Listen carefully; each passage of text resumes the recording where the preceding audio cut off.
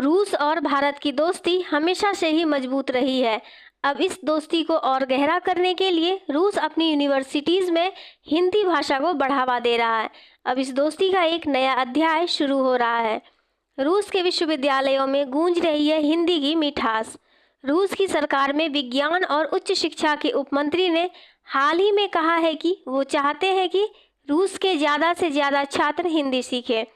उन्होंने इसके पीछे एक बड़ी वजह भी बताई है। उन्होंने कहा कि भारत आज दुनिया में सबसे ज़्यादा आबादी वाला देश है और बहुत से भारतीय अपनी रोज़मर्रा की ज़िंदगी में अंग्रेजी से ज़्यादा हिंदी में बात करना पसंद करते हैं। इसलिए भारत को और करीब से समझने के लिए हिंदी सीखना बहुत ज़रूरी है। उन्होंने यह भी बताया कि अब रूस के युवाओं के लिए हिंदी सीखना पहले से कहीं ज़्यादा आसान हो गया है।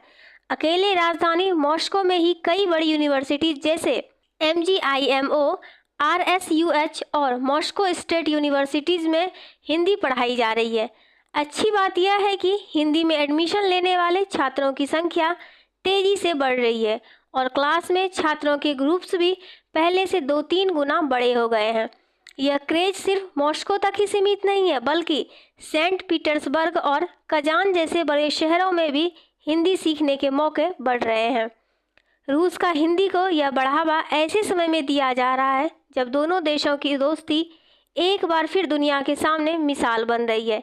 एक तरफ अमेरिका के पूर्व राष्ट्रपति डोनाल्ड ट्रंप ने रूस से तेल खरीदने के लिए भारत पर टैरिफ को दोगुना 50% कर दिया है, लेकिन भारत किसी भी दबाव के आगे नहीं झुका है और रूस के साथ तेल का व्यापार जारी रखने का फैसला किया है।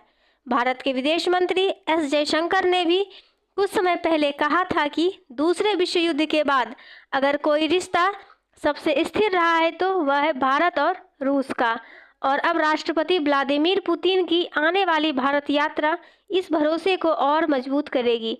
रूस का हिंदी को बढ़ावा देना सिर्फ एक भाषा का प्रचार नहीं है, बल्कि दो देशों की गहरी, अटूट और अनमोल दोस्ती का प्रतीक है।